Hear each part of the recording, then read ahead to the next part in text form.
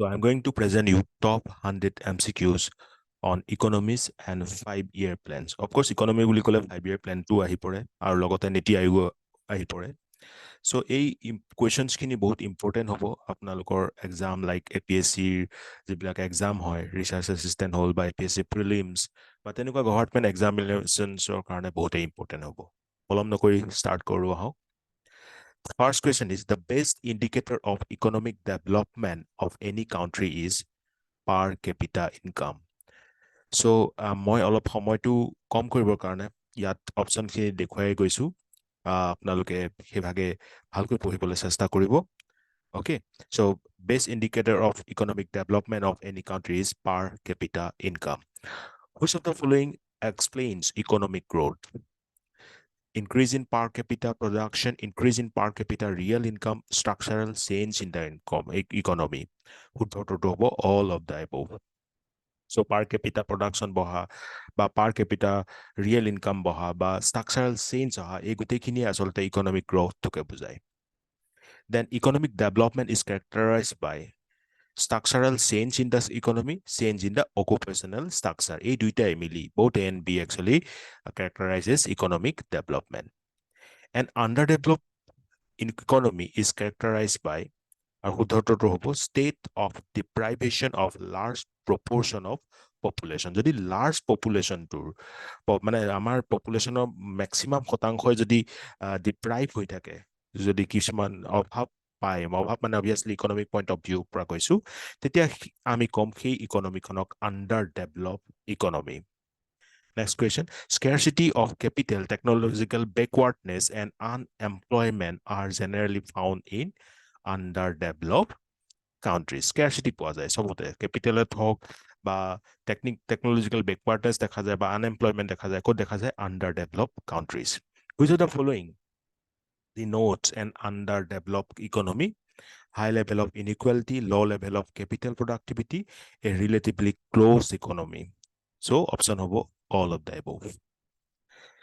Which of the following estimates national income in India are Central Statistical Organization বা CSO. CSO আমাৰ national income calculate কৰে. National income is the net national product at factor cost. হয় factor cost যদি net national product উলিওৱা হয় তেতিয়া হলে তাক আমি কওঁ national income বুলি. Sorry. Question number 9. Development means economic growth with social sense. All economic growth hole নহব developmentot আমাৰ social sense খিনিও আহি পৰে আৰু সেই social sense যদি আপোনাৰ environmentot বেয়া effect নেপেলায় environmentক ধ্যান ৰাখি পেলাই কৰা হয় তাক আমি কওঁ sustainable development. Question number 10 of course question number 10 to nahile ma question number 10 ot asolte apnalokok eta question udhim boli bisari ase bhabi asilu aru question to hoise amar okhom eibar budgetot growth expect kora hoise ei particular fiscal year tot হয় মা কয়বাৰ কোৱেশ্চনটো সুধিছো আমাৰ অসমৰ বাজেটত এবাৰ fiscal ইয়াৰটোত কিমান growth expect কৰা হৈছে উত্তৰটো আপোনালোকে কমেন্ট যোগে দিব আৰু মই এটা হিন্দি দিও আপোনালোকে মোৰ যদি এই আসাম ইকনমিৰ ওপৰত এটা যেটো লেকচাৰ আছে যেটোত আমি অসমৰ ইম্পৰ্টেন্ট স্কিমছ কিনি ডিসকাস কৰিছো হেতু যদি চাইছে আপুনি উত্তৰটো দিবলৈ সক্ষম হ'ব then question number 11 what is gross national product Gross national product is the total domestic and foreign output claimed by residents of the country. So, our Bharator residents kiniye, jiman kini domestic e hok ba foreign output e hok, he kini claim kore. Mane amar Bharatiyo hokole kore. He kini income ba kobo output. Tenehole hetu kami ko gross national product poli. National income ignores. Ki ignore kore? Option D, sale of the land. Sales of a farm na salary of employees na exports of the IT sector na কিন্তু sale of land to ignore কৰে কোনে national income calculate কৰিব সময়ত question number 13 the most simple and popular method of measuring economical development is to calculate the trend of gross national product at মনত ৰাখিব constant price ত আমি calculate কৰো gross national product to আৰু হেতু সবতকৈ popular way হয় economic development to calculate কৰাৰ বা measure কৰাৰ When and by whom was HDI introduce? HDI টো কেতিয়া আৰু কোনে introduce কৰিছিলে? উত্তৰটো হ'ব option A in 1990 by UNDP. Question number 15, when national income is calculated with reference to a base year, it is called. যেতিয়া আমি base year এটা লৈ পেলাই national income calculate কৰো ন, সেইটো কি বুলি কওঁ? তাক কওঁ আমি real national income বুলি, option C. Faster and more inclusive growth was the objective of which 5-year plan? Faster and more inclusive growth to 11th 5-year plan or objective আছিল. Question number 17, sorry. The Human Development Index, HDI, is a summary measure of average achievement in key dimension of human development, like longevity, educational attainment, and standard of living. এই গোটেইখিনি লৈ পেলাই আমাৰ HDI টো calculate কৰা হয়. Question number 18, what measures longevity, a long and healthy life in a economy? উত্তৰটো হ'ব life expectancy index. What measures literacy rate being acknowledgeable in an economy? Education index. So এই index বিলাকে আচলতে এনেকুৱা ধৰণৰ particular মানে important domain খিনি calculate কৰে, important factors খিনি calculate কৰে. Sorry. Question number 20, what measures a decent standard of living in an economy? আৰু সেইটো হ'ব GNI index. Which 5-year plan gave emphasis on removal of poverty for the first time? Poverty, দৰিদ্ৰতা আঁতৰাবৰ কাৰণে কোনখন 5-year planত প্ৰথমবাৰৰ বাবে বেছি emphasize কৰা হয়? উত্তৰটো হৈছে 5th 5-year plan. For the first time, private sector was given priority compared to the public sector in which 5-year plan? আৰু উত্তৰটো হৈছে 7th 5-year plan. 7 number 5-year planটোত private sector বেছি emphasize কৰা হয়. Growth with social justice and equity was the focus of. আমাৰ social justice আৰু equity লগত ৰাখি পেলাই growth টো focus কৰা হৈছিল 9 number 5-year plan, 9th 5-year plan. The major cause of population explosion in India কি হয়? All of the above. Universality of marriages, religious and social superstitions, lack of education. আমি দেখো যে কিছুমান আমাৰ অন্ধবিশ্বাস থাকে যে ইমান সময়ত এনেকে বিয়া পাতি দিয়ক, বা কিছুমান এনেকুৱাও থাকে যে ল'ৰা সকলহে বেছি পৰিয়ালত ভূমিকা পালন কৰে। ছোৱালী জন্ম হৈ থাকিলে, ল'ৰা জন্ম নোহোৱালৈকে আৰু আপোনাৰ কি হয়, চাইল্ড প্লেনিং কৰি থাকে। চ' এইবিলাকৰ কাৰণে আমাৰ পপুলেশ্যন এক্সপ্ল'শ্যন হৈছে। Next, as per the Human Development Report 2023, India ranked at dash out of 191. HDI report 2023 মতে India rank কিমান? আৰু হৈছে 132 out of 191 country. So India rank 132, 132 out of 191. This score is a remarkable improvement compared to the South Asian region's average value of 0.508, and it's close to the world average of 0.465. India ranks 132 out of 191 countries. So এইবাৰ ক'বলৈ গ'লে ভাৰতৰ improvement দেখা পোৱা গৈছে south Asian ৰিজনটো। আমি জানো যে ভাৰতবৰ্ষখন সাউথ এছিয়াৰ আণ্ডাৰত আহে। চ' সাউথ এছিয়াৰ ৰিজনটোৰ ভিতৰত ভাৰতৰ ইম্প্ৰুভমেণ্ট হোৱা দেখা পোৱা গৈছে, 132 লৈকে আহিছে ৰেংকটো। আৰু গ্লোবেল এভাৰেজ হয় 0.465, আৰু আমাৰ ভাৰতৰ হৈছে আমি পাইছো 132 ranked. Okay.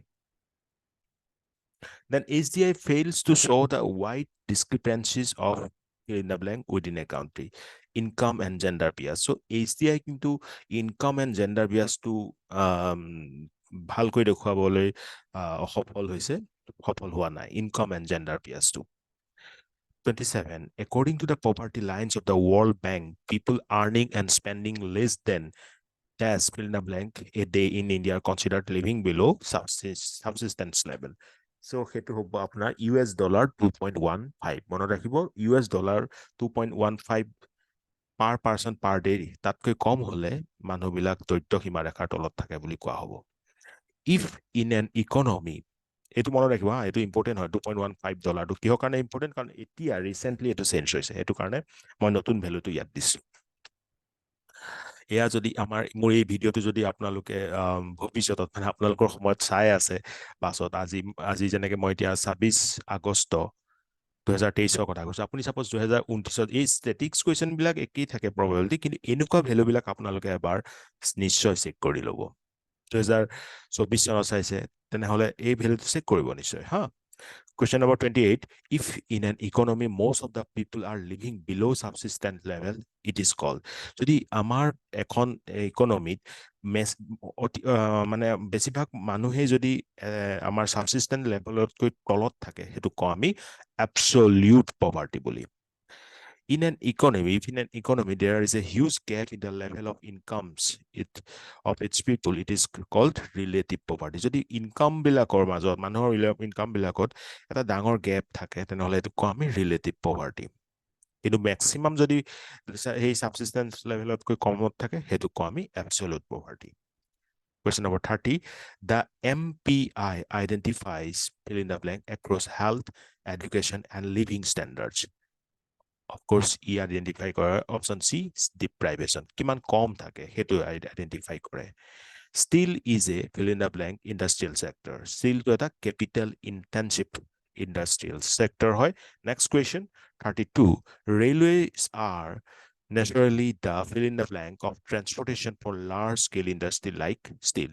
So railway to আমাৰ obviously এটা preferred mode level or a transportation হয়, কাৰণ আৰু দুটা ফালৰ পৰাই হয়, এটাটো কানেক্টিভিটি ভাল হয় আৰু কম খৰচাল হয় তাত, সেইটো কাৰণে এইটো আহি যায় preferred mode. The plan launched in the 15 year of independence was, যেতিয়া আমাৰ ভাৰতৰ 50 বৰ্ষ সম্পূৰ্ণ হৈছিলে তেতিয়া কোনটো 5-year প্লেন অনা হৈছিল? উত্তৰটো 9 5-year প্লেন। সো এইখিনিতে মই আপোনালোকক 5-year প্লেনৰ ওপৰত অলপ ইনফৰমেশ্যন দিব বিচাৰিম। First 5-year plan 1951 to 56, second 56 to 61, third 61 to 66, then plan holidays আহি গ'ল 1966 পৰা 69, কাৰণ থাৰ্ডৰ সময়ত বহুত সমস্যা আহি পৰিছিল, আমাৰ ইণ্ডো চাইনা ৱাৰ, ইণ্ডো পাক ৱাৰ এইবিলাক আহি গৈছিল ৰাইট, আৰু ড্ৰথো আহিছিল, সেইটো কাৰণে প্লেন হলিডেজ আহি গ'ল 1966 পৰা 1969লৈকে 3খন। তাৰপিছত ফ'ৰ্থ 5-year প্লেন আহিল 1969 পৰা 1974। এইটো সময়তে আমাৰ কি হ'ল, আমি দেখিলো যেতিয়া আমাৰ USA তেওঁলোকৰ কি বুলি কয় যিটো আমাক ফুডৰ ছাপৰ্ট দি আছিল তেতিয়া নিদিয়া হ'ল, তেতিয়া আমি নিজৰ কি বুলি কয় নিজৰ আত্মনিৰ্ভৰতাটো বেছিকৈ বাঢ়িবলৈ, নিজৰ ইণ্ডিপেণ্ডেন্সটো ফুডৰ ক্ষেত্ৰত বা খাদ্য সামগ্ৰীৰ ক্ষেত্ৰত বঢ়াবৰ কাৰণে আমি গ্ৰীণ ৰিভলিউশ্যন আনিবলৈ চেষ্টা কৰিলোঁ। চ' ফ'ৰ্থ 5-year প্লেন 1969 পৰা 74, ফিফ্থ 74 পৰা 78, ৰলিং প্লেন আহিলে 2 বছৰ আকৌ 78 পৰা 80 লৈকে, 6 5-year প্লেন 80 পৰা 85, 7 85 পৰা 90, এনুৱেল প্লেনছ আহিলে দুটা 90 পৰা 92 লৈকে, দেন 8 92 পৰা 97, 9 97 পৰা 2002, আৰু এইটো সময়তে আমাৰ 50 বছৰ পূৰ্ণ হৈছিল, দেন 10 2002 পৰা 2007, দেন 11 আৰু 12টো আপোনালোকে গম পাইছে, 11 আৰু 12টো আমাৰ কি বুলি কয় হৈ যাব 2000 কিহলৈকে কেতিয়ালৈকে আছিলে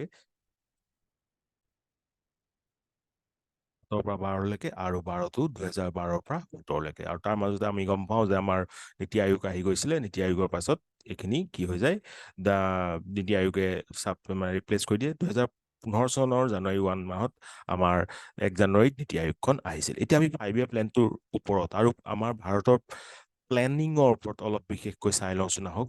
প্লেনিং নহয় যে প্লেনিং অকল 5-year প্লেনতে হৈছে, স্বাধীনতাৰ আগতেও 5-year প্লেন আছিল, মানে 5-year বুলি নকম, তেতিয়া কিছুমান প্লেনিং আছিল ইকনমিৰ, তেনেকে বিশ্বেশ্বৰীয়া প্লেন আহিছিল 1934ত, FICCI প্লেন আহিছিল 1934ত, এণ্ড কংগ্ৰেছ প্লেন 1938। তো বিশ্বেশ্বৰীয়া প্লেন 1934 ইম্পৰ্টেণ্ট হয়। তাৰপিছত বম্বে প্লেন আহে 1944ত, গান্ধীয়ান প্লেন 1944ত, পিপলছ প্লেন 1945, সৰ্বোদয়া প্লেন 1950। মনত ৰাখিব, প্ৰথমতে বিশ্বেশ্বৰীয়া প্লেন এইকেইটা সজাবলৈ দিয়ে, Bombay plan 1944, Gandhian plan 1944, people's 1945, Sarvodaya plan 1950। Then 5-year plan আমাৰ 1951 পৰা 2017লৈকে আহিছিল, এইটো এটা kind of top down approach আছিল, one size fit all papers আছিল ফাৰ্ষ্টটো আহিছিল 1951 পৰা 56 লৈকে আৰু তাত আমি গুৰুত্ব দিছিলো এগ্ৰিকালচাৰ এণ্ড পাব্লিক সেক্টৰ আণ্ডাৰটেকিংছৰ ওপৰত সেকেণ্ডটো আহিলে আপোনাৰ 1956 পৰা 61 industrialization with focus on heavy industries and capital goods. Then third, 1961 or 65, agricultural and balanced regional development. 3 consecutive annual plans or plan holidays, 1966 or 69. Then fourth to 1969 or 74 like idea of growth with stability, self-reliance, nationalization of bank during this period. So hoy eta important event hoy bank kini nationalize kora hoy fourth 5-year plan. It is green revolution related, right? Fifth 5-year plan to 1974 from 1979 like poverty elevation and self-reliance objective rakhi. Sixth plan 1980 পৰা 85 Garibi Hotao slogan emphasize on social economic infrastructure in rural areas, eliminating rural poverty. So rural poverty অতৰাবৰ কাৰণে 6th 5-year planত কি বুলি কোৱা হয় emphasize কৰা হয় মই এটা আপোনালোকক কোৱেশ্চন সুধিম যে আমি গম পাওঁ পভাৰ্টি এলিভেশনটো অলপ দেৰি আগতে দেখিলো যে 5-year প্লেনত অনা হয় কিন্তু গৰিবী হটাও এই শ্লোগানটো কোনটো 5-year প্লেনত আগতীয়াকৈ দিয়া হৈছিল এটো আপোনালোকে কমেন্ট কৰি জনাবচোন দেন 7 5-year প্লেন 1985 ৰ পৰা 1990 লৈকে হয় আৰু ইয়াত কি কৰা হয় আপোনাৰ growth modernization self reliance social justice Jawahar Rozgar Yojana started in 1989 so Jawahar Rozgar योजना to 7-5 প্লেনত আহে আৰু আইটি ৰিভলিউশন হয় বিশেষকৈ আইটি ৰিভলিউশন কেতিয়া হয় 7th 5-year প্লেনত দেন 8th 5-year প্লেন 1992 পৰা 97 ত হয় আৰু ইয়াত কি কোৱা হয় মডাৰ্নাইজেশন of ইন্ডাষ্ট্ৰিজ 9th 5-year plans again slow down 1990 7 পৰা 2002 লৈকে হয় 1997 পৰা 2002 লৈকে 9th 5-year plan আৰু হেতু সময়ত আমাৰ 50 বছৰ সম্পূৰ্ণ হয় ভাৰতৰ স্বাধীনতা হোৱাৰ ভাৰত স্বাধীন হোৱাৰ ওকে দেন 90 এটো আপোনালোকে গম পালে 2002 লৈকে আমি দেখিলো কিন্তু এটা কথা মনে ৰাখিব এই যে 7 আৰু 8 ৰ মাজত দুবছৰ গ্যাপ আছিল হেতু হয় annual plan economic reforms social structural adjustment macro stabilization হেতু সময়ত এই দুটা প্ল্যান এনুৱেল প্ল্যান আছিল 1990 পৰা 92 ওকে দেন আকৌ 10 নম্বৰ 5-year প্ল্যানটো 2002 পৰা 2007 লৈকে হয় it was the fast growth period সবতকে ফাষ্ট গ্ৰোথ হয় 11 ত আমি ইম্পৰ্টেন্স টু ইনক্লুসিভ গ্ৰোথত 2007 পৰা 2012 আৰু 12 5-year প্ল্যান 2012 পৰা 2017 যত নেকি আমি সাস্টেইনেবল ফাস্টাৰ এণ্ড ইনক্লুসিভ গ্ৰোথ জানো হয় সাস্টেইনেবল গ্ৰোথ টু 12 5-year প্ল্যানত অনা হয় নীতি আয়োগটো কি হয় প্ৰথমতে ইয়াক এস্টাবলিশ কৰা হৈছিল 1 জানুৱাৰী 2015 তাৰিখে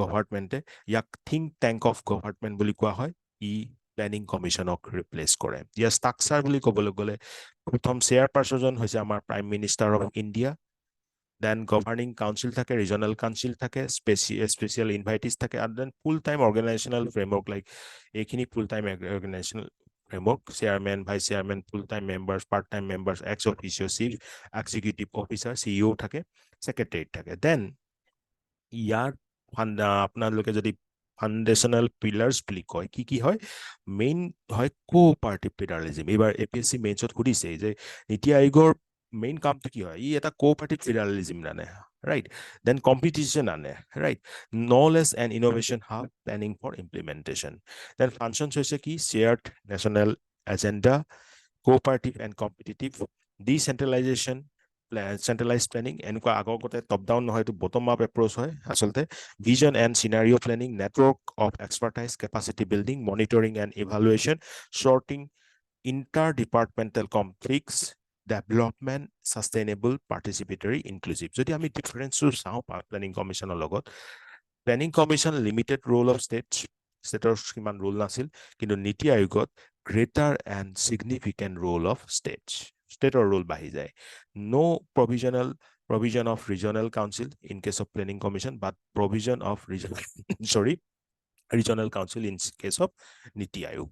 Then allocation of funds to ministries and state governments by for planning commission fund allocate কৰিব পাৰিছিল কিন্তু আমাৰ NITI Aayogৰ ক্ষেত্ৰত fund allocationৰ ক্ষমতা নাই ই এটা advisory body হয় ষ্ট্ৰাকচাৰটো গম পালে কি থাকে আৰু বৰ্তমান আমাৰ চেয়াৰপাৰসন জন প্ৰাইম মিনিষ্টাৰ হয় অৰ্থাৎ বৰ্তমান আমাৰ honourable prime minister Narendra Modi আমাৰ এই নীতি আয়োগৰ চেয়াৰপাৰ্চন হয়। ভাইচ চেয়াৰমেন এতিয়া যিজন হয় ভাইচ চেয়াৰপাৰ্চন সেইজন হৈছে সুমন বেৰী। দেন তেওঁক প্ৰাইম মিনিষ্টাৰে এপইণ্ট কৰে। চিফ এক্সিকিউটিভ অফিচাৰ CEO এতিয়া অমিতাভ কান্ত লিখি নিদিব, এতিয়া হৈছে কাৰেণ্ট চিফ এক্সিকিউটিভ অফিচাৰজন হৈছে Parameswaran Iyer. Okay, Parameswaran Iyer, appointed by Prime Minister for a fixed tenure. He is in the rank of Secretary to Government of India. So এতিয়া আৰু অমিতাভ কান্ত নহয়, so এই কুৱেশ্যনটো আহিব পাৰে। Then Governing Council, it comprises chief ministers of all states and lieutenant governors of union territory হয়। এতিয়া ষ্টেটৰ পাৱাৰটো বেছিকৈ দিয়া হয়, ষ্টেটৰ চিফ মিনিষ্টাৰসকল গভাৰ্ণিং কাউন্সিলৰ মেম্বাৰ্ছ হয়, আৰু লগতে ইউনিয়ন টেৰিটৰীৰ ক্ষেত্ৰত লিউটেনেণ্ট গভৰ্ণৰখিনি হয়। Then regional council to share করে prime minister, which comprises chief minister and lieutenant governors to address the specific regional issues. Ad hoc members are 2 members in ex officio capacity from leading research institutions on rotational basis. So আমাৰ ভাল research ইনষ্টিটিউচনৰ পৰা মানে আমাৰ গম পায় আপোনালোকে কোন কোন IIC হৈ গ'ল বা IICR হৈ গ'ল, এইবিলাকৰ পৰা দুজন মেম্বাৰ আহে, এডহক মেম্বাৰশ্বিপ দিয়ে তেওঁলোকক। X official membership maximum 4 from the Union Council of Ministers to be nominated by Prime Minister. Currently এতিয়া এক্স অফিচিয়েল মেম্বাৰ আছে অমিত শ্বাহ, ৰাজনাথ সিং, নিৰ্মলা সীতাৰাম, নৰেন্দ্ৰ সিং টোমাৰ। এইটো ইমান মনত ৰখাৰ দৰকাৰ নাই, কিন্তু চেঞ্জ হৈ থাকে, চাই ল'ব। আৰু স্পেচিয়েল ইনভাইটিছখিনি expert specialist with domain knowledge nominated by Prime Minister. এতিয়া এইখিনি আছে নীতিন গডকাৰী, এইখিনি মই কৈছোঁ, এইখিনি ইমান চাবলৈ দৰকাৰ নাই, খালি এই ষ্ট্ৰাকচাৰটো মনত ৰাখিব। Vice chairperson, chief executive officer, governing council, regional council, ad hoc member, ex official member, special invitees. Okay, আৰু প্লেনছখিনিৰ ভিতৰত 3টা প্লেন থাকে: 15-year vision plan, 7-year vision plan, 3-year vision from 2017 to 20. Okay, so it is a policy-making body with amalgamation of innovative ideas. It has taken various steps to transform the future of modern India. কিছুমান ইনিচিয়েটিভৰ ভিতৰত indices measuring states performance in health, কৈছোঁ নহয়, index কিছুমান উলিয়াই, যাৰ জৰিয়তে ষ্টেটবিলাকৰ performance চোৱা যায়, কম্পিটিশ্যন চোৱা যায়। Health, education, water management, AMRUT, digital India, Atal innovation mission, medical education reforms, এই গোটেইবিলাক নীতি আয়োগৰে হয়। Task forces on agriculture, on up of poverty, agricultural reforms like model land leasing law, reforms of agricultural produce marketing committee act, agricultural marketing and farmer friendly reforms index for ranking states. Then like a subgroup of chief ministers on Swachh Bharat Abhiyan, subgroup of chief ministers on skill development, and recently started Transform India lecture series. 7 pillars to the call. Yeah, 7 pillars হৈছে pro-people, pro-activity, participation, empowering, inclusion of all, equality and transparency. আৰু যদি important fact এতিয়া ক'লোৱেই, জানুৱাৰী 1, 2015 চনত ইয়াক establish কৰা হৈছিল। PM-টো আমাৰ চেয়াৰপাৰ্চন হয় বা চেয়াৰমেন হয়, আৰু ই ফ'কাছ কৰে বটম আপ এপ্ৰ'চক, আৰু its secretaries are to be known as CEO, যাক PM-এ এপইণ্ট কৰে। আনলাইক দ্য প্লেনিং কমিশ্যন, ইয়াৰ কোনো ৰাইট নাথাকে ফাণ্ড এল'কেশ্যন কৰাৰ। আৰু বৰ্তমানৰ আমাৰ CEOজন হৈছে পৰমেশ্বৰম আয়াৰ, আৰু ইয়াৰ ফুল ফৰ্মটো কেতিয়াবা সোধে, national institutions for transforming India, headquarter new দিল্লীত আছে। ছাৰ মক্সাগুণ্ডম বিশ্বেশ্বৰাইয়া is known as the father of Indian economic planning, কাৰণ গম পালে ন, বিশ্বেশ্বৰাইয়া প্লেনটো বহুত আগতেই আহিছিল। Okay, next question, 35. Regional disparity in per capita income in India. I hope a 5-year plans are NITI Aayog discussion kini apnalok question solve korat sahay koribo. Okay. So regional disparity and per capita income in India has increased in the post-reform period due to factors. Which among the following factors has not contributed to the growth in such disparity? Allocation of funds by central government. Obviously, allocation দিয়া কাৰণটো ভালে হৈছে, কিন্তু এইখিনি কাৰণে আপোনাৰ ডিসপাৰ্সিটিটো বাঢ়িছে, like decline in the share of public investment, change in the policy regime regulating investment location, poor governance and poor infrastructure, এইবিলাকৰ কাৰণে regional disparity to বাঢ়িছে per capita income ক্ষেত্ৰত। Then next question, first industrial policy resolution was passed in keeping in view speedy industrial growth and various tax concessions to the industry by government. So 1956 hobo answer to option A, first industrial policy resolution. Then first industrial policy resolution provided more powers to the governmental machinery for industrial development of India. Option B. In the year 1991, industrial trade and foreign investment policies were substantially liberalized. Liberalized kora hoisil 1991. The category of industries left to the private sector was kept under state control through a system of license under the first industrial policy resolution by the government. আৰু হেতু গম পালে option B licence দিয়া হৈছিল licence ৰাজ বুলিও কওঁ আমি পাছত গৈ পেলাই then sugar is a labor intensive industry with multiple linkages from cane growing to sugar and alcohol distribution মনত ৰাখিব alcohol production so sugar to এটা labor intensive industry হয় then Indian government has come up with a number of export promotion policies for the textile sectors, like it has allowed 100% FDI in the sector under the automatic route. Mono rakhibo textile sector to export promotion or karne 100% FDI dise. Option C. The Directorate General of Foreign Trade has revised the rates for incentives under the Merchandise Exports from India scheme. So merchandise exports from India scheme, that is MEIS, for two subsectors of textile industry, ready-made garments and made-ups from 2 to 4%. Option D. India earns maximum foreign exchange by the export of what? Option C, textiles. The largest trading partner of India is what? Etia Bortoman, America. Okay, etu change hobo pare mo question apunar somot sai lebo kintu bortoman to America ase thakibo olob somot so largest trading partner of India is America. High cost of sugarcane is due to what? All of the above. Inefficient technology, uneconomic process of production, heavy excise duty result in high cost of manufacturing. Option D. 45. In India, the vast majority of ethanol is produced from sugarcane molasses, a byproduct of what? Sugar. Sugar opera amar maximum sugar byproduct opera ki produce kara hoy ethanol. The major objectives of NITI Aayog are দুইটা হ'ব AB that is provide technical advice to the center and state, design strategic and long-term policies and programs for government. Planning is essentially a way of organizing and utilizing the resources of a country to get maximum advantage in terms of defined social and growth with justice and equity হ'ব ইয়াৰ উত্তৰ A.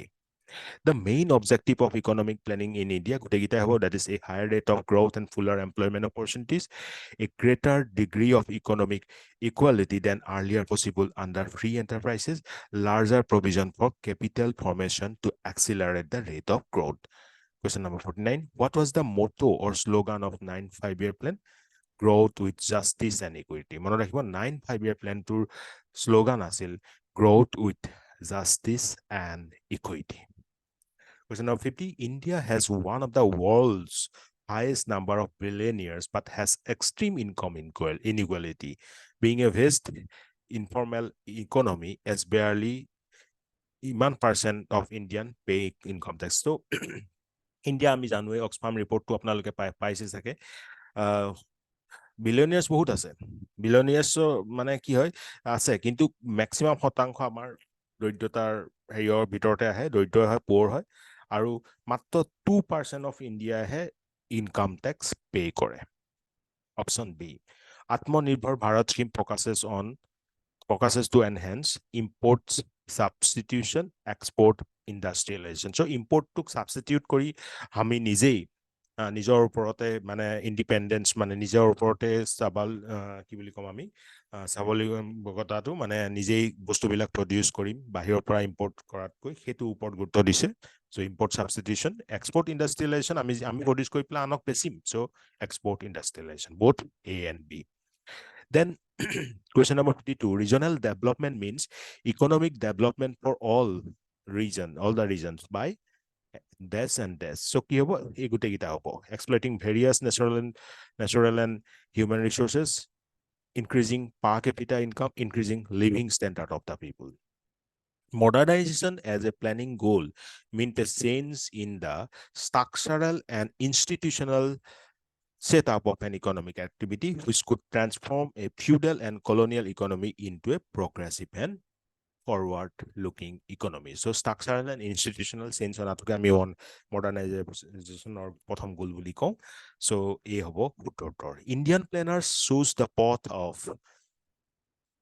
mixed economy where private sector was allowed to operate freely along with the public sector. Mixed economy, okay?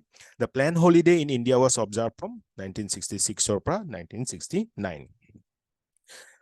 Due to miserable failure of the third five-year plan, the government was forced to declare planned holidays from 1966 to 67, 67 to 68, 68 to 69, and 3 annual plans were drawn during this intervening period.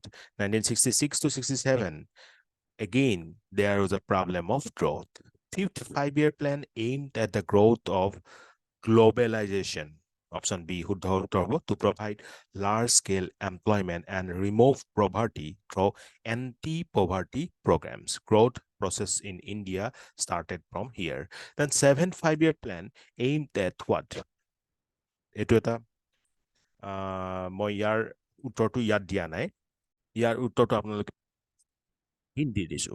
7 5-year plan কিহত আমি গুৰুত্ব দিছিলো the main objective of 7 5-year plan were to establish growth in the areas increasing economic productivity, production of food grains and generating employment through social justice. So কোনটো হ'ব কমেন্টৰ জৰিয়তে জনাবচোন 57 answer to.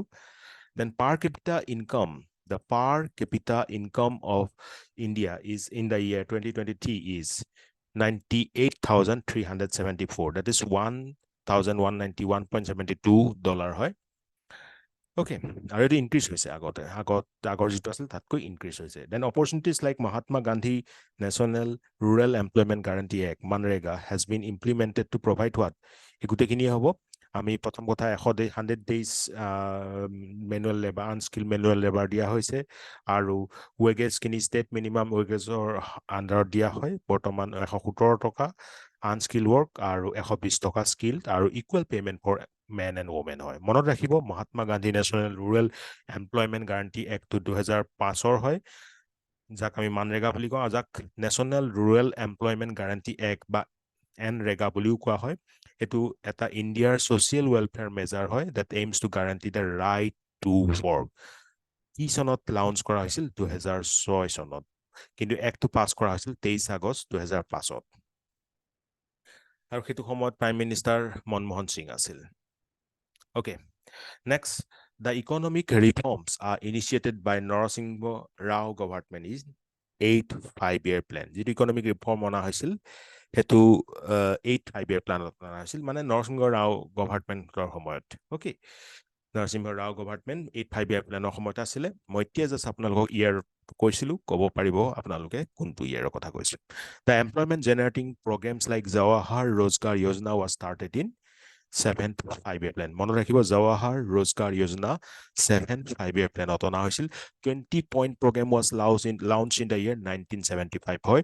The 20-point program, বহুত important হয়, was launched by the government of India in 1975 during the 5th 5-year plan 1974 to 78.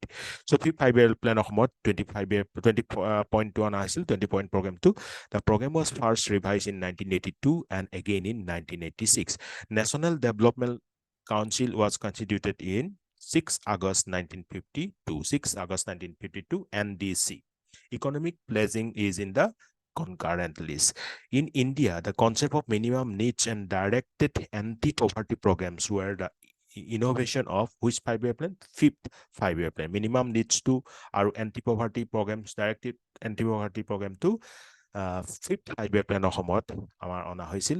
A rolling plan refers to a plan which changes its allocation and target every year. প্ৰতি বছৰ যদি change কৰা হয় টাৰ্গেটটো Hetuk rolling plan বুলি কোৱা হয়। The Planning Commission of India was constituted in the year 1950. মনত ৰাখিব 1950 Planning Commission বনোৱা হৈছিল আৰু প্লেনিং কমিশন অফ ইণ্ডিয়া কি হয় এটা নন ষ্টেটুটৰী বডি হয় the very first 5-year plan of India was based on the model of Harrod Domar model যেনেকে মহালনবিছ মডেল বুলি আমি ছেকেণ্ড 5-year প্লেনটো কওঁ ৰাইট তেনেকে ফাৰ্ষ্টটো হৈছে Harrod Domar model in which 5-year plan India opted for mixed economy second 5-year plan who was the present নহয় ফাৰ্ষ্টটো কথা কৈছো deputy chairman of the planning commission of India Montek Singh Ahluwalia okay Montek Singh Ahluwalia আছিল তেতিয়াৰ deputy chairman what is the prime target of first 5-year plan of India development of agriculture হয় প্ৰথম যেটো 5-year plan আছিল তাৰ প্ৰথম টাৰ্গেট ৰখা আছিল agricultural development 12 5-year plan of government of India has decided for the growth rate of 8.20%. 12 number যেটো লাষ্টৰ 5-year plan তাৰ growth rate to নিৰ্ধাৰিত কৰা হৈছিল মানে ইমান growth rate achieve কৰিব লাগিব কিমান 8.20%. Who gives the final approval to the 5-year plans of India?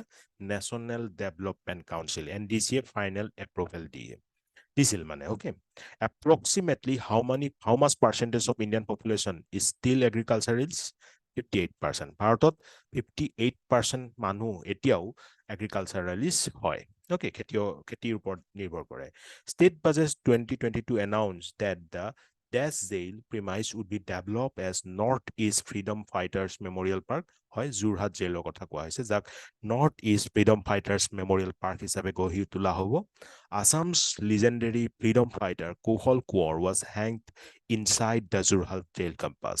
ক'ব পাৰিবনে কি চনৰ কি তাৰিখে আমাৰ কুশল কোঁৱৰক যোৰহাট জেলত ফাঁচি দিয়া হৈছিল সেই ডেটটো আৰু সেই ইয়াৰটো ক'বচোন কমেণ্ট কৰি পেলাই The Jorhat Central Jail, formerly known as Jorhat District Jail, was constructed during the British rule in India in 1909 and was opened in 1911. Prominent freedom fighters like social reformer Pitambar Dev Goswami, former President Fakhruddin Ali Ahmed, former Chief Minister Gopinath Bordoloi, and Bimola Prasad Choliha were also imprisoned in this jail. আপোনালোকক মোৰ এক্সপিৰিয়েঞ্চৰ এটা কথা কৈছো APSC এটা ইণ্টাৰভিউত ভাইবাত মানে APSC ভাইবাত মোক এই কুৱেশ্যনটো সুধিছিলে যে যোৰহাটৰ জেইলখনত আৰু কোন কোন আছিল ফ্ৰিডম ফাইটাৰ্ছ মই কুশল কোঁৱৰৰ কথা কৈছিলো মোৰ নিজৰ এক্সপিৰিয়েঞ্চৰ কথা কৈছো হা সো এনেকে জানিব লাগে আৰু কোন কোন আছিলে চক পিতম্বৰ দেৱ গোস্বামী হৈ গ'ল ফখৰুদ্দিন আলী আহমেদ হৈ গ'ল গোপীনাথ বৰদলৈ হৈ গ'ল বিমলা প্ৰসাদ চলিহা এই সকলোকে এই যোৰহাট জেলত ইম্প্ৰিজন কৰি ৰখা হৈছিল যোৰহাট জেলত ৰখা হৈছিল সো সেইটো কাৰণে যোৰহাট জেলটোৱে এটা স্মৃতি ৰাখে আমাৰ হিষ্টৰীৰ লগত ৰিলেটেড হয় সো সেই কাৰণে ইয়াক গঢ়ি তোলা হৈছে এখন আমাৰ north east freedom fighters memorial park হিচাপে এইবাৰ বাজেটত 2022 চনৰ বাজেটত ইয়াক কৰা হৈছিল এইবাৰ 2022 চনৰ বাজেটৰ কথা কৈছো now contribution of agriculture to gross national product is approximate কিমান এগ্ৰিকালচাৰ কিমান কন্ট্ৰিবিউট কৰে আমাৰ জিএনপিত 17.5%. Consider the following statements about multi-dimensional poverty index.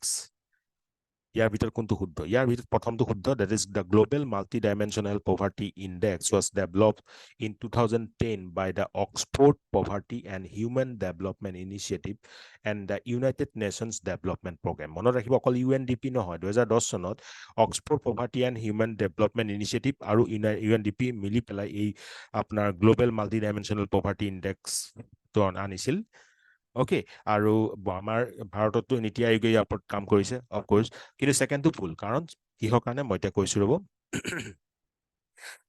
সেকেন্ডটো এইটো কাৰণে ভুল কাৰণ ইয়াত 3টা ডাইমেনশন আৰু 10টা ইন্ডিকেটৰ থাকে ইয়াত সেকেন্ডত কৈছিলে 5টা ডাইমেনশন বুলি সেইটো কাৰণে ভুল ইয়াত 3টা ডাইমেনশন থাকে so MPI is the based on the idea that poverty is not unidimensional not just depends on income and one individual may lack several basic needs like education health etc so it is multidimensional poverty মানে দুখীয়া বা গৰিবতা তো এনেকুৱা নহয় যে অকল এটা dimension মানে পইচা নাই কাৰণে আপুনি গৰীব বা আপুনি দুখীয়া হেনে বুলি ক'ব নোৱাৰে আসলতে বহুত এনেকুৱা কথা থাকে যাতে এডুকেশ্যন নাই হেল্থৰ কাৰণে সুবিধা নাই এইবিলাকো আমি ক্যালকুলেট কৰিব লাগিব global multi-dimensional poverty index was developed in 2010 by this OPSI and UNDP Oxford Poverty Human Development Initiative আৰু আমাৰ UNDP আৰু MPI uses 3 dimension and 10 indicators education health and standard of living. Our education not ki thake apnar duta thake year of schooling and child enrollment. So 1/6 weightage is, that is total 2/6. Now health, child mortality and nutrition 1/6 weightage is, and the standard of living of ki thake electricity, flooring, drinking water, sanitation, cooking fuel and assets ebilakot 1/18 koi thake. So hetu kane etu monot rakhibo important hoy. Question number 79. Consider the following statements with reference to millet. Milletsৰ ওপৰত কৰিছে কোনগিটা শুদ্ধ নহয় কৰিছে 2 number 3 নম্বৰটো শুদ্ধ নহয় একটো শুদ্ধ, that is millets have special nutritive properties and special agronomic characteristics. Now 2-3 আমি চাম millets so কথা দেখিলুৱে, it has special nutritive properties. They are high in protein, dietary fiber, micronutrients and antioxidants, and special agronomic characteristics, that is drought resistant and suitable for semi-arid region. মানে drought resistant to hoy semi-arid region to yak koribo pari. Okay, now government declares minimum support price for jowar, bajra and ragi only. Amar gotekini milletor karone nohoy, for all millets bulisile na মাত্ৰ তিনিটাৰ কাৰণে MSP declare কৰা হৈছে কোনগিটা জোৱাৰ বাজৰা আৰু ৰাগি এটো কাৰণ 2 নম্বৰটো ভুল হ'ল বাজৰা is mainly grown in Rajasthan, Uttar Pradesh, Haryana, Gujarat, Madhya Pradesh, Maharashtra and Karnataka. Of the total 7.7 MNHA million hectares under Bajra 2021, the highest 4.32 MNHA was in Rajasthan, and the state also produced the most Bajra in the country, 4.53 million tons of the total 18.86 million tons in 2021. So statement hi bhul, and Rajasthanot sobotke beshi hoy, Maharashtrot nohoy. Bajra Rajasthanot beshi hoise. Okay, next question. India is the largest milk producing country. Yes, true. Who was the father of Operation Plow? Operation Plowdor father asil Dr. Varghese Kurian. The increase in oilseed production was due to yellow revolution buli koa hoy oilseed production to bohuatuk. Right, progress in the increase of fish production was called blue revolution. India is the second largest sugarcane producer globally after Brazil. Yes, hoy second largest sugarcane producer. National Agricultural Insurance Scheme was implemented in 1999 October mahor 1999 ot National Agricultural Insurance Scheme to ana hoisil, which is not a kharif crop. Wheat is not a kharif crop. Wheat to rabi crop hoy, baki juar major groundnut এই গুটেই বিলাক kharif crop hoy, amar rice hoy. Okay, the concept of economic planning in India is derived from Russia's purana hoisile. Which 5-year plan is also known as Gadgil Yojana? Third 5-year plan to ami ko Gadgil Yojana boli ne. Yes, third 5-year plan is known as Gadgil Yojana because this 5-year plan shifted its major focus to India's defense sector along with other sectors. So third 5-year plan of ami defense sector shift koribo laga hol kan dukhon ko juddha apnaloke dekhile Indo China war kotha dekhile apnaloke Indo Pak war. So hetu karone defense sector le shift koribo laga hol aru etu koy Gadgil Yojana boli. Third 5-year plan. Which 5-year plan focus on growth with social justice and equity? 9 5-year plan 50 বছৰ টানা হৈছিল এটো right planning হেতু মনত ৰাখিব the growth with social justice and equity two important হয় 9 5-year প্ল্যানৰ planning commission কেতিয়া কনস্টিটিউট কৰা হৈছিল 15 March 1950 planning commission was constituted on 15 March 1950 National Development Constitution Council was constituted on 6th August 1952 the terracotta industry of Assam has developed in Dhubri district Assam gas cracker project at Tengakhati does not have the proposal to produce Portland cement and hollow bricks. So Portland cement and hollow bricks into Assam gas cracker project apnar produce koribo karone permission dia hua nai. There's no hetu proposal kora hua nai. Monot rakhibo baki bilak ase. Okay, ethylene, propylene, polyethylene, oxo, alcohol ebilak ase. What is NSSO? National Sample Survey Organization took NSSO liko. When community development program started, community development program started in the year 1952. Option A correct. Green Revolution started in the year 1966 to 67. So etu kun to plan asil third 5-year plan ohomote Green Revolution to start koi dia hoisil. National Rural Employment Program was started in 1980. Mahila Samriddhi Yojana started in the year 1990. Monot rakhibo etu ta important National Rural Employment Program anisilu 1980 aru 1993 ami anilu Mahila Samriddhi Yojana. Mahila Samriddhi Yojana started in the year 1993. Pradhan Mantri Gramodaya Yojana started in 2000. So Pradhan Mantri Gramodaya Yojana 2000 option B. And as the last question too, National Rural Employment Guarantee Program is started in 2006. Manrega kotha koisil na monot ase noy 100 dinor ke work. So National Rural Employment Guarantee Program started in the year 2006. কিছুমান important economics of facts মই discuss কৰিব বিচাৰিম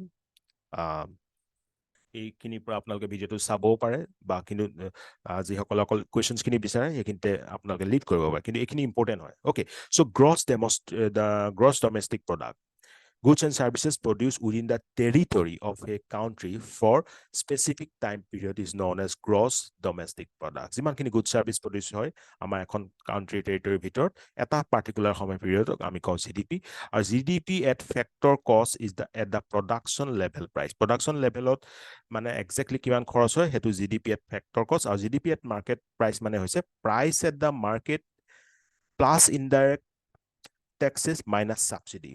কিমান আমি produce কৰিলো market plus indirect tax আমি দিব লগিয়া হেতু যোগ কৰক মাইনাস সাবসিডি যিখিনি পাইছিলো হেগিতে আপা আমি কি পাইলাম জিডিপি এট মাৰ্কেট প্ৰাইস নাও green GDP means when we adjust environmental damage with GDP environmental damage to যদি জিডিপি লগত adjust কৰো হেতু কম গ্ৰীন জিডিপি বুলি আৰু net domestic product NDP means GDP minus depreciation GDP পৰা যদি আমি depreciation to minus কৰি দিও আমি কি পাম net domestic product now GDP measurement method income method থাকিব পাৰে expenditure method থাকিব পাৰে gross value added method মানে GVA method তো আমি দেখা পাও So GVA method means it gives sector-wise analysis. It helps to measure where we improving, where we are lacking. So GVA too important. Expenditure method means consumption plus investment plus government spending plus export minus import. Siman khini kora pasot import to minus koro. Then other important concept of ভিতৰত আহি পৰে আমাৰ gross national product GNP so GNP মানে কি হয় GDP of a country plus income from abroad is called gross national product মানে আমাৰ Indian সকলে বাহিৰত থাকিও ইনকাম কৰে হেতু এড কৰিব লাগিব GDP of a country লগত তেতিয়া আমি পাম GNP so GNP is equal to আমি দেখিলো GDP plus income from abroad okay then GDP deflator important hoy this is a ratio between GDP at current price and GDP at a constant price so GDP at current price divided by GDP at constant price মানে হবো GDP deflator সবতকে ভাল যদি আমি কি বুলি কয় inflation correct বা মেজার করার কারণে যদি এটা টুল তেনলে হবো হেতু GDP deflator কারণ ইয়া দুইটা আছে GDP at current price divided by GDP at constant price then net national product মানে হৈছে GDP of a country plus income from abroad এটো যোগ কৰিলো কি পালো আমি GNP পালো না হেইটোৰ পৰা depreciation to minus কৰি দিয়ক তেতিয়া আমি পাম NNP so GDP of a country plus income from abroad minus depreciation is called NNP যেতিয়ালৈকে depreciation to minus নকৰো তেতিয়া আমি পাম GNP that is GDP of a country plus income from abroad so inflation আমি গম পালো inflation is a rise in general level of prices of goods and services in an economy over a period of time deflation মানে deflation occurs when inflation rate falls below zero inflation একেবাৰে হোৱাটো নাই লগতে পইচাৰ দাম কিন্তু কমিহে আহি আছে তেতিয়া আমি কম deflation বুলি so inflation rate falls below zero now reflation when economy crosses cycle of recession government take decisions to revise it নিজে নিজাববিয়াকে যেতিয়া আনে ইনফ্লেশনটো তেতিয়া আমি কওঁ রিফ্লেশন বুলি ৰিসেশনৰ কাৰণৰ সময়ত এটো হয় when economy crosses cycle of recession now আৰু বেলেগ important concept of the inflationary gap government spending is more than the national income তেতিয়া হেতু inflationary gap যেতিয়া গভৰ্ণমেণ্টে national income অতকৈ বেছি খৰচ কৰে deflationary gap when government spending is less than the national income then that is deflationary gap then skewflation সবেটো stagflation শুনিছে now skewflation মানে কি skewflation is a situation of a rising cost of living inflation coupled with falling of asset price যদি inflationৰ লগতে asset price খিনি কমি আহে তেনেহলে আমি কি কম Hetuk skewflation. Then stagflation, in a situation when inflation is high, unemployment is high and growth is low. যেতিয়া ইনফ্লেশনও বাঢ়ি যায় আনএমপ্লয়মেন্টও বাঢ়ি যায় কিন্তু গ্রোথ কিন্তু কমি আহে হেতুক কওঁ আমি stagflation বুলি. Then inflation spiral, inflation push wages up and wages pull inflation upward is called inflation spiral. So inflation spiral হৈছে কি inflation push wages up and wages pull inflation upward is called inflation spiral. Then deflation spiral to ulta hobo, decreases in the price level lead to lower production, which leads to lower wages kini kom hoi jabo and demand, and that leads to further decreases in the price level aru bahi jab komi ahibo price level kini tete deflation spiral. Kini inflation spiral wages kini bahi jabo aru apnar wages pull inflation hoi jabo, dam bilaku bahi jabo. Okay, now inflation or type থাকে আমি জানো first low inflation বা creeping inflation, single digit বা gradual. Then galloping inflation মানে very high inflation, double or triple digit, also known as hopping, jumping or running or runway inflation. এই গোটেই বিলাককে আমি একেলগে galloping inflation মানে বহুত ডাঙৰ এটা inflation বা double digit বা triple digitৰ inflation হ'ব পাৰে। জেনেৰেলি আমি জানো 2 প্লাছ মাইনাছ 4%, অৰ্থাৎ 2% পৰা 6% এটা আমাৰ কি ৰখা হয় টাৰ্গেট ৰাখে RBI, কিন্তু তাৰ ওপৰ সেইটোতো সিংগল ডিজিট, কিন্তু যেতিয়া ডাবল ডিজিট বা ট্ৰিপল ডিজিট হৈ যায়গে তেতিয়া সেই ইনফ্লেশ্যনটোক আমি গেলপিং ইনফ্লেশ্যন বুলি কওঁ, আৰু হাইপাৰ ইনফ্লেশ্যন মানে তাতকৈও বেছি লাৰ্জ এণ্ড এক্সিলাৰেটিং। দেন আদাৰ ভেৰিয়েন্টছ অফ ইনফ্লেশ্যনৰ ভিতৰত bottleneck inflation, supply falls and demand remain same. Supply কমি আহে কিন্তু ডিমাণ্ডটো একেই থাকে, তেতিয়া আমি সেইটো কওঁ ষ্ট্ৰাকচাৰেল ইনফ্লেশ্যন বুলি, আৰু তাক বটল নেক ইনফ্লেশ্যন বুলি কোৱা হয়। চ' বটল নেক ইনফ্লেশ্যন মানে হৈছে ষ্ট্ৰাকচাৰেল ইনফ্লেশ্যন, ৰাইট, যেতিয়া সাপ্লাই কমি আহে আৰু কিন্তু ডিমাণ্ডটো একেই থাকে। Then core inflation, rises in goods and services prices except energy and food prices or food articles. Goods and service বিলাকৰ প্ৰাইচ বিলাক দামী মানে বাঢ়ি গৈ থাকে, কিন্তু আমি তাত কিন্তু কাউন্ট নকৰো এনাৰ্জি আৰু ফুড আৰ্টিকল যিবিলাকৰ দামবিলাক সঘনাই কম বেছি হৈ থাকে, সেইটোক বাদ দি পেলাই বাকী বস্তুবিলাকৰ যেতিয়া ইনফ্লেশ্যনটো কেলকুলেট কৰো তাক আমি কওঁ কোৰ ইনফ্লেশ্যন বুলি। আৰু ইকনমি যদি ফেজৰ কথা আমি গম পাওঁ, ডিপ্ৰেশ্যন হয়, তাৰপৰা ৰিকভাৰী হয়, বুম হয়, ৰিচেশ্যনো হয়। ওকে, এতিয়া লাষ্ট কুৱেশ্যন আপোনালোকৰ দিব পাৰিম, what do you actually understand by the recession phase of economy? Try to answer in one sentence.